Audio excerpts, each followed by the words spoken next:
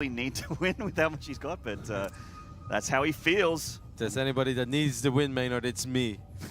I wish I could go back to my competitive roots, and you know, if I was as good right now as I was in 2005, like I wouldn't be making millions, but I'd be earning like decent, you know. Like, but back then, earning $100 in esports was as hard as earning 1,000 now. Yeah, that was rough, man. Back in my days. I should tell you about the late 90s when I was playing Quake 1, how much money I made. Anyway, in the North spawn here, we have got Flipside Texas Bales, Protoss player. You ain't that much older than me, Maynard. About a year or two, I think. 31? We're pretty close. Are you 31? I'm 31, yep. Yeah, I'm 29. Okay. There you go. Yep. And in the bottom spawn here, from Root Gaming, the Austin champion, it is Hydra. Man, it's always so hard to like start a new series after you come off such a hype series. Dude. I know you just did the mainstream as well. That was a pretty damn cool series. With my blood's still on fire, man, from that last game. I get very, very hyped, especially with the, you know, the stage and that crowd being pretty incredible. I feed off that stuff. I loved it. Yeah, you feed off the tears of the French. Everybody's like, oh no, Drogo's losing. And Ben's like, I'm loving it. I feed off emotion. If it's positive or negative, I take it all, Rotterdam. I take it inside. And I turn it into hype. You're an animal. The entire room is quiet and you're screaming your lungs out. I was like, Maynard, please show some respect. Never. No, I always show respect. I love a happy crowd. That's definitely the case. Poland and France have had some of the most insane crowds I've ever seen in StarCraft 2. Yeah, that's all. I mean, the Polish people are always super awesome as well. And the French, too, they always show up. Unfortunately, so far, not the most successful run for the Frenchies, with Lilbo being eliminated, now Drogo as well. But they still have Firecake. Yeah, and Firecake got very deep in Austin. He's a very, very strong Zerg. He got deep in multiple tournaments as well. Early this year, Homesteader Cup made it to... That was actually December, never mind, not early this year. But Homesteader Cup, he made it to the final. And overall, Firecake has been posting very good results. Yeah, something that actually confuses some of the other French people. They're like, we don't get it. We always beat him in custom games. We always beat him on ladder. And then in tournaments, he outperforms all of us. Yeah. His teammates with DeMuslim, I believe. And I remember DeMuslim at Poland always said that Firecake was just he was a cheeky boy. He would pull a fast one on you when he played games. I don't even know what that means. It means that he would just pull a surprise, like a rabbit out of the hat when you don't expect it. I also heard that he's often holding back in custom games more to just learn about his opponents rather than actually practice himself. That's very anime of him to hold back until the final battle. Yeah, I know. That's when you level up. That's when you go Super Saiyan. Whoa. Alrighty, looking at the openings over here, everything looks relatively standard. Obviously, quick nexus over here for Bills. Followed it up with the gateways over here. He's pumping out multiple adepts. I think this is kind of interesting. The 2 adept opening I'm not too surprised by. But the 4 adept opening has fallen out of fashion a little bit. It's very good against gasless openings, but he knows that there is gas, so opening up with 4 adepts is kind of risky. Now a couple of Zerglings are being annoying as well. I like this already. He slipped straight through the pylon and gateway gap at the front ramp there and managed to get in here, and he's already just taxing the multitasking of Bales here by doing a bit of probe damage. Because right now, Bills wants to be focused on these 2 adepts on the other side of the map. He wants to find... These adepts are not going to do anything. There are actually a lot of links here from Hydra, and he's already got this around. He's going to lose both of them. Wow, I love that so much. You see what he did? He moved the links to the right side because he's like, all right, the left adept is definitely going to die. So he leaves like 1 or 2 links, and the queen and all other links jumped immediately and surrounded on the adept on the right side. Very small move there, but that actually guaranteed a kill on both. You're totally right, Roddy, and that's those subtle little things to the untrained eye is kind of the mark of a champion, like someone that just does that extra little bit of effort and it always manages to get that extra edge. Yeah, it's a game that inches sometimes, StarCraft, especially at this level. I can guarantee you that Bills is not happy with the way that this game has opened up so far. If you open up with 2 adepts and you send them across the map, you want to kill drones. You don't just want to like lose them like that. Yeah, and that's 0 drones killed in this game, so definitely not in a solid opening here from Bales. Hydra is got his 3rd hatchery up. He's starting to drone up, going for Baneling Nest and melee upgrades as well. And this is kind of getting into fashion a little bit. Absolutely, man. This is the flavor of the month, and everybody's loving it. And I find it kind of hard to play against. I'm not sure how confident Bills is. Now, actually, I've casted recently the TESPA Collegiate Archon Finals, where Bills represented Kansas, and he went up against Jon Snow, who represented RPI, a university in New York State. And the interesting thing is that Bills actually added Colossus to the mix a couple of times, and it works quite well. I mean, one of the main reasons why Banelings were not popular in Heart of the Swarm is because the Colossus shot all those styles down. But now suddenly Banelings are becoming very popular, so it would be really cool to see Bills actually you know, mix in a Yeah, couple of Colossus and they trade quite nicely against Adepts and that sort of thing. That's how they counter it. It's a very, very solid unit composition. It's pretty interesting. I love the fact that it's just, you know, there hasn't really been a patch in a really long time, and Zergs have just figured it out. Like, they've come up with a different idea, a different way to deal with things. I find the double Stargate very strange. Like, there have been multiple double Stargate builds, but in this phase in the game, I find it kind of odd. I feel like if he opens Stargate, this would make a bit more sense. But you know, going Phoenix is definitely not out of the ordinary. But you're right. At this point in the game, does seem a little bit strange, a little bit late. Yeah. Because Phoenixes right now, by the time that these Phoenixes will be out, there will be a very solid 70 drone economy by Hydra. So what are Phoenixes really supposed to do? Pick up Hydras one by one? Like, no matter how many Phoenixes he's gonna make, he will not outnumber the amount of Hydralisk that Hydra can produce. So overall, I'm a little bit confused about the timing of these Stargates, but we'll see. The Overseer has spotted everything out as well, so if I'm Hydra right now, yeah, I love it. He just rushes into Lurkers, doesn't even make the Hydralisk upgrade, he just rushes into Lurkers. Yeah. He did this once against Neep in the final, and I love that build. Yeah, I actually remember that game, and it worked out very, very nicely, as we know, looking back at that particular game. 9 Hydras on the way, +1 attack already on the way, and his Zerglings and in the future, these Banelings, when the Adepts come on knocking, are going to be hitting very, very hard. Phoenix is coming on the way here for Bales, and also going for Blink Stalker as well. Yeah, he's doing a little bit of everything, which I'm not the biggest fan of. I feel like he's spreading himself a bit thin here, but he is going to try and make it work. We've got an Immortal on the way here for Bales as well. Yeah, why not? Why not make a couple Void Rays too? No, I'm very worried. He's just not going to have an answer. And the fact that there will not be any Hydralisk speed or muscular augments, I think it's called. You're right. Yep. Yeah, something like that. It doesn't really matter because he's spreading creep like a madman. Creep Tomb was already more than halfway through across the map. He's just going to make a couple of Lurkers run across the map and contain Bills on 3 bases and force Bills to take a horrible fight against the Lurkers and the Hydralisk. I'm very worried for Bills here. Yeah, they haven't clashed really, but it's just the way things are shaping up. Certainly looks very precarious here. I mean, the Immortal is the unit that you want against the Lurker. It's a very, very solid unit to you know, but you have to get up there. You have to get to the Lurker line. And you need the meat shield between the Immortal and the Lurker line to take out all those Hydralisks and those Lings. I couldn't agree more, Maynard. And the most important thing is, like, the Immortal is the unit that you need, but 2 Immortals are not going to take care of 12 or 13 Lurkers. If you had 6 or 8 Immortals, that's more like it. Exactly. Well, there we do see these Hydralisk morphing into Lurkers, just 2 for now, so he's actually giving Bills a little bit of time. Bills has decided to take a support based on the low ground. I actually think it may be a little bit easier to take the one on the right side, but he decided to go for this one. He's got the Lings already on the right side expansion there, just keeping an eye on that for Hydra. Sometimes you see Lurkers morph on this ledge over here, and that's super annoying, and when they shoot their spikes down. Yeah. He's playing with fire, he's going to lose a couple Phoenixes. Yeah, and that's already an investment there, and he's trying to get onto Disruptor as well, which, you know, it's also another option against Lurker play, and it can work, but... I like it, but I think it's too late. Yeah, quite possibly. The more drones going down here, more kills here with the Phoenixes, but it's just 3. Like, it's not really critical. The Phoenixes are in the sky, kind of dead weight at the moment. A big attack here from Hydra, and there goes that Nexus. It just gets absolutely evaporated by the DPS here of this upgraded Zerg army. And the Lurkers are in a beautiful spot here. They could even move a little bit closer here to they start hitting the structures. Oh, the Disruptor pops in a very awkward spot. Oh, and he actually killed the Disruptor before the Purification Nova went off, so the Hydras all live. And he is just hammering down on the wall of Bales here. The Lurkers are all still alive. There goes the Robotics Facility. He's got one more. He actually has one more in the main going up as well. So he was going for triple robo, but this attack by Hydra just hits so incredibly quick. It hits so hard. And you mentioned it, the Phoenix is kind of that way. They're not doing anything. They're on the other side of the map being AFK. Man. There's too many Hydras here for them to come in. I mean, there's lots of Stalkers, but there's too many Hydras. They are upgraded. They got +1 attack, +2 on the way. And with the 46 Ling reinforcement here from Hydra, with the 1-1 upgrades, I feel like that is going to seal the deal. This big rally here from the Zerg player is just going to be so strong here.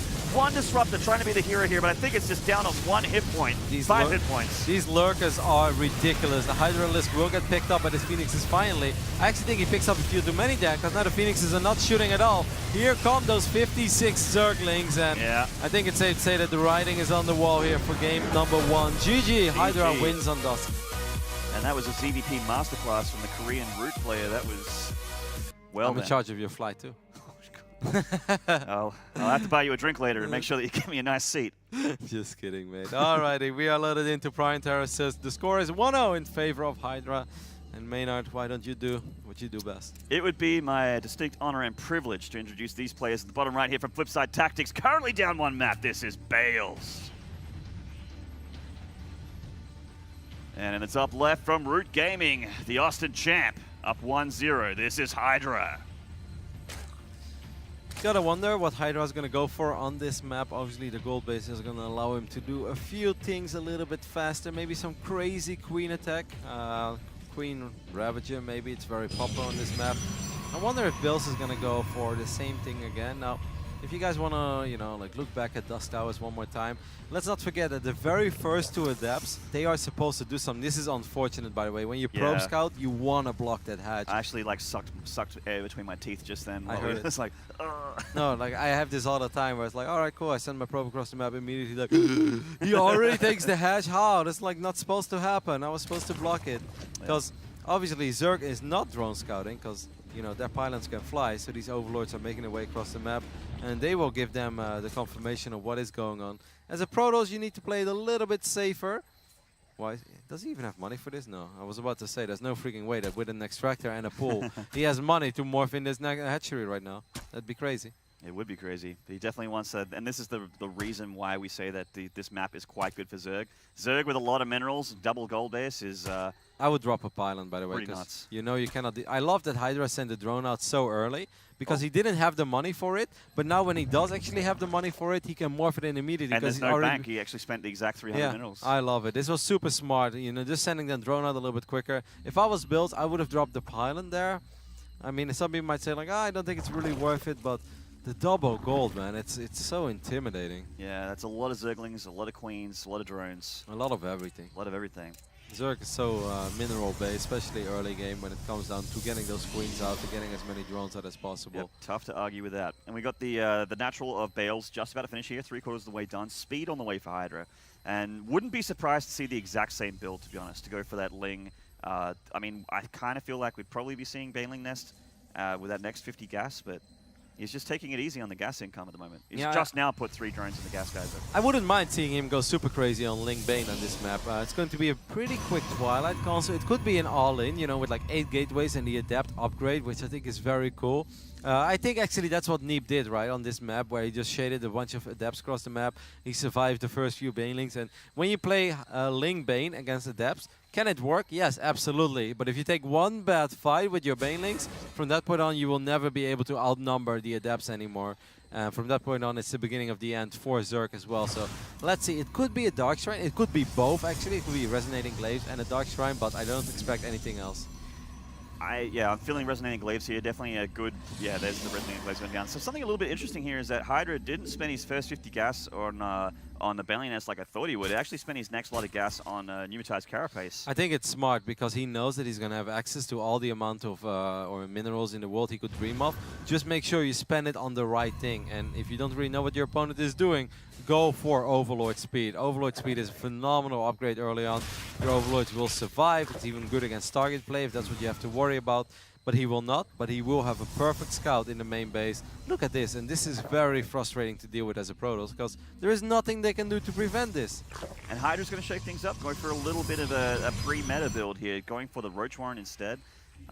Probably just because of the map that he's playing against, wants to try and get up that heavy hitting unit with a bit more of a mineral bank. Yeah, and also just make sure that if he goes up against like 4 or 8 gateway adepts with that upgrade, once again, you can clean it up with Ling Bane, but it becomes hard. And if like 15 adepts shade into a mineral line and they split up a little bit and they soak up a couple of the Banelings and they survive, well, Lings cannot clean it up anymore. So going for Roaches is just a much safer play. And he can also afford to go for Lair and 18 Zerglings as well to make a nice big scary ground army here.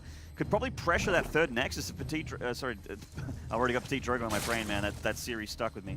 But Bales, if he wants to go for that third Nexus, the Lings are going to be a pretty tough number to deal with here. Yep, I mean, that's one of the things, once again, of Brian Terra says, Zerg can actually make 18 or 20 Zerglings and not feel behind, not feel like they really have to do anything about it. Yeah, and look, he hits exactly as the Nexus goes down. Hydra with the map hacks. Yeah, this guy. Whoa! Oh, no cancel. cancel. No cancel. That huge blunder from Bales there. Oh, that hurts. That hurts crazy much. Crazy much indeed. Pylon going down as well, just at the front there, just salting the wounds. But it looks like Bales is concentrating on this push here with the Adepts shading here, and he actually needs to retreat, and he does. It's not doing enough, man. Look at the army supply, and it's going to get worse from this point on. I do like the idea. This is kind of Neep's build all over. The follow-up with the Immortals and maybe a couple of Blink Stalkers, but the Nexus being cancelled is bad. The Nexus being killed is really bad. Yeah, that definitely didn't happen to Neeb. We got another shade here for a bit of a scout. And poor Bills. We're just comparing him to Neeb over and over again. He's like, come on, guys. Well, he's the next Protoss that we cast at a major tournament versus Hydra. It's hard not to. Of course, the winner of this series will actually go up against Neeb, so Neeb is kind of relevant. Absolutely. It'd be sick to see that rematch at the final of Austin again. And so far, I think there is a good chance that we see it. But I really hope that Bailey, or Bills, makes a comeback over here. Photon Overcharge will keep this Nexus alive for now. Yeah. I mean, he's not down and out of this game, but it's just not been a very beautiful early game. With the opening that he went for, you want to do some damage. You really want to find an opening with your Adepts. You want to kill a whole bunch of drones, and he just hasn't really done anything of that. And yes, they are even on workers, but Bills has been mining up 2 bases, while Hydra has been very comfortably saturated on 3 bases, and that makes a world of difference. So just a couple of Adepts in the main here from Bales, trying to get some drone damage done. I think he got a couple drones, but obviously that's not super critical. They are still parked in the main there. They didn't shade out. And we see that Hydra is actually going for Roach and Hydralisk, as he's getting the, probably, I guess, I dare say, going for Lurker with the Roach speed, just about to finish, plus one on the way for his ranged units. Now, I would love to see a very fast Robo Bay over here. As long as there's no Spire, I think that Disruptors are always phenomenal in this matchup. And I really think that if Bills would be able to get a couple of Disruptors out, I think he would have a very good shot against the units that Hydra is currently working with. But with just Immortals and Blink Stalkers and Sentries, I think it's going to be a very rough fight. And I love these non-stop counterattacks. I mean, right now it's easy to deal with because you've still got some energy. The moment that the Mothership Core is out of energy, it's not going to be easy to deal with at all. Prism coming in here for the reinforcement, and Bale starting to press the issue here with a relatively sized army here against Hydra. Force fields? Yeah, doesn't split up the force. It doesn't split up the forces of Hydra here. We see the army supply is heavily in favor of Hydra with 105 to 71. And Bales definitely does not want to overextend here. It would spell doom for him in this series. I love how Hydra is always looking for an opening, right? If he accidentally pulled this Zealot out of position, these are small things. Hydra's trying. Does it not work? Well, no big deal. He doesn't really lose anything. But he's so active, so mobile with his forces that the moment there is an opening, he's going to capitalize on any mistake of his opponent immediately. 22 more Lings on the way. Ravage is being morphed here with those hurt Roaches and heading them across with a lot of Hydrals as well. That is an insane DPS army with a lot of armor as well. Yeah, and upgrades, man. +1 is done as well. +2 is on the way. Yeah, absolutely, and here comes Hydra. That is a lot of Zerg on the dance floor. Bale's being pressed up here. He does have a ramp to retreat to. Force field's going down. Not that many sentries, not that much energy though. And Hydra just continues to press on. 40 supply advantage here for his army as he heads up. Yeah, it's very rough. He got an Immortal before this fight started. Bills hasn't really killed a whole lot yet. He's looking for the right engagement, but now all of his productions. He unpowers the body facility in 3 gateways. Bales has gone from bad to worse here in this game. He is in a rough spot. Hydra just about maxed. He's forced to fight this engagement. He's forced to come down here and meet Hydra, which is exactly what he wants with all of his Zerg numbers. And all of these Protoss units just ate like 3 or 4 corrosive bow hits as well. A couple of points will go down. I must say, phenomenal job so far by Hydra, the way he's doing this, the way he's splitting up the forces, and the way he makes it so incredibly difficult for Bales to finally engage. He's moved into a spot here where Hydra has a concave on the top here. He's out of sentry energy. The force field's about to go down. It doesn't even matter. Hydra just has way too much GG. Hydra 2-0 in a series against Bales. Yeah, very convincing and dominating performance so far by Hydra. This is really you never know, guys. All right, we're gonna hop into game number 3 on Runes of Endian. Over here on the left bottom side, we're looking at the main base of the man who's up 0-2. So my scoreboard is wrong. I apologize. You got it. He's representing Root Gaming. It is Hydra. Absolutely, and in the bottom right, the challenger. He's got a tough road ahead of himself in this series. This is Flipside Tactics Bales. Bill's sending out the probe very quickly. He's going to send out... Oh, no. Interesting. So this time, I guess, he just really wanted to make sure that he could block the hatchery, if that is going to be the case, if it is going to be a hatch first, and it will be. Blocking the hatch on this map is very useful, by the way, because you force the drone to go all the way up north here, and eventually they want to take that base. Ah, he's falling for the trick. No! Oh. That was a trick. It's the quick one too. Yeah, because it actually makes a big difference, because if you force Zerg to take their first expand over here, the moment that their main base is saturated, every drone they transfer from this hatchery has to go all the way like here. And it takes a while, you know, it takes a long time before those drones start mining. And without creep spread, it's tough to defend as well. If you open for like that double adept gateway opening, it's a little bit tough. Yep, unfortunately, Bills fell for the trick. Hydra is just pulling tricks on Bills over here, left and right. And it's not been the series so far of Bills. I really hope for him and just for his confidence that he gets a point on the board over here, that he plays a great game. Yeah. And then maybe we can still turn this into a competitive series, because yeah, so far these have been one-sided games where Hydra does a build and kind of wins. And once again, Hydra engaging the probe at the third with 100 minerals, does drop the pylon. He's listening to you, Ruddy. That's smart. I like that a lot. I mean, I think it's more impactful on Pry terraces actually, unfortunately, because of those gold bases. But this is something. It would have still been so much better for Bills if he was just able to block this one. Sometimes I think these Protoss players, they get too carried away. It's just like, send your first probe here, your scouting probe. Keep it over here, circle it. If you see a drone, circle it long enough so you can get your own nexus. And right after that, just drop the pylon. It's completely worth it. Absolutely, and the pylon is getting chewed on here by the drone, really heavily delaying that third hatchery. Yeah. That is definitely nice. I still think it would have been a lot more impactful if he did it in natural, but it's something. I'm happy with it, Maynard. Well, as long as you're happy, Roddy, that's all that matters. Yeah, it doesn't happen very often. I live a lonely life. Extra couple of Zerglings they're going to add to the DPS. Quite a lot there and get rid of that pylon quick smart. And we see the Adept opening again here from Bales. Wow, this is me. I do this too. This is awesome. The cybernetic score. You know why you get a cybernetic score instead of a gateway? More HP. 50 HP, so it regenerates a little bit quicker. There you go. I used to always wipe in a gateway as well, and then Todd was watching my stream. He's like, hey, you should wipe in the gate 7-day score. I was like, why? He's like, it's because more HP. You stupid. I was like, oh, you're right, Todd. I like how Todd always adds that extra little bit to his advice there, just to let you know what he thinks of you as a player. Yeah, most of the time he uses a different word, but I cannot use it on this broadcast. It's not really repeatable. This is a PG and M at best stream. But this is awesome. I mean, look at the clock right now. 3 minutes and 35 seconds, and Hydra's on 2 bases. Like, what? I love it, Bills. This is great for him. He's up 3 workers. Now Hydra is forced to make more links of only the 2 hatchery production. Great start by Bills. So much better than anything that happened in game number 1 or 2. This is what we wanted to see. It's forcing Hydra's hand here to go for a quicker lair.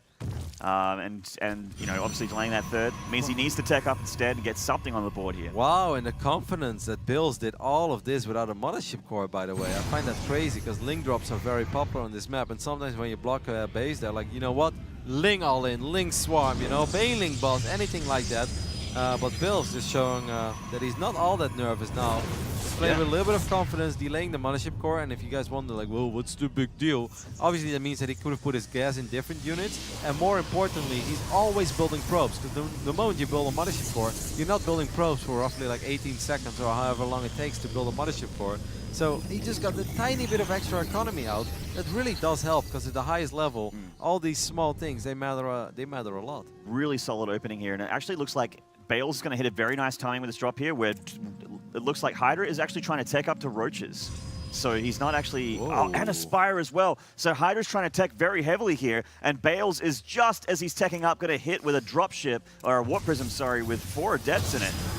Sorry, with a Sentry as well. And he's force fielded the natural ramp. Gotta keep that Warp Prism alive, though. It's taking a little bit too much damage. It's a nice idea of Bills, but it's not going to work. He's gonna have to pick up these units from far away. Yeah, too many Zerglings. Oh my god. Careful, Bales. Be careful. He was alright. He pulled it up. The Warp Prism does survive. Very touched up, though. Yep, he's gonna let those shields regenerate for a little bit. Could try to do the same thing all over again, but it's much more important that Bills actually drops these adepts and just shade them in while he's working on this overload. This is a little bit frustrating. He is getting his target, so I think that Bills is like, Hey, I wasn't born last night. I know your army composition ain't right. Something's missing. That rhymes. You're rapping for us. Yeah. So I mean, yeah, when the mutas come out, he can actually have those phoenixes already on the board to deal with them. You don't need as many phoenixes as there is mutas because of the kiting ability and the range and all that sort of stuff. As long as you've got access to Phoenix, that already makes your life a whole lot easier. Look at the gas count. Hydra does bank quite a bit of gas. He's gonna make a lot of mutas. It's so important for Bills that he figures this one out, and he hasn't seen it yet. Just start building Phoenixes immediately, man. You gotta Chrono Boost out them Phoenixes. If he gets 2-3 Phoenixes out by the time the mutas are in his base, it's fine. Chrono Boost. Need to Chrono Boost, Bills. Okay, he's gonna see the Spire right there about now. Funk so, brother. Yep. Love it, man. That's why it's great casting with you. Yeah, I like my 90s dance music, Roddy. I'm not gonna lie. That stuff got me through those early tournaments back in the day, my early esports career. All right, so Bills knows what he's up against. He's going to get a second Stargate. Of course, it is a little bit troublesome that his third base is kind of late as well because of that creep that was blocking it. One Goddess Shield's going to get popped over here. When Mutalisk will start picking away at one sentry, but as long as he doesn't lose a whole bunch of probes, which he shouldn't, Photon Overcharge is extremely good. Yep. Double Photon Overcharge, triple, make it triple. Yeah. Oh, baby, a triple. That's just a double. And that actually, that one Phoenix can kite a little bit here, getting another Mutalisk. Solid defense from Bales so far. Yep. Of course, during all of this, Hydra, being the amazing Zerg that he is already going up to Lurkers. Yeah, his next step of his grand plan here, his master plan. So it's important that you don't overcommit with the Phoenixes unless you want to go absolutely crazy on the Phoenixes. You don't just make 8, but you make like 20, and then you force the Zerg. It's like, yeah, Lurkers are great, but if you don't have enough Hydras, you know, then my Phoenixes can just range from above. Not too many probes to pick off here. He is going to get one with the mutas and then dart out. The Phoenixes can put chase. Yeah, it is very important that Bill starts saturating his base though and actually start mining from it. Because we're 7 minutes and 20 seconds in the game right now.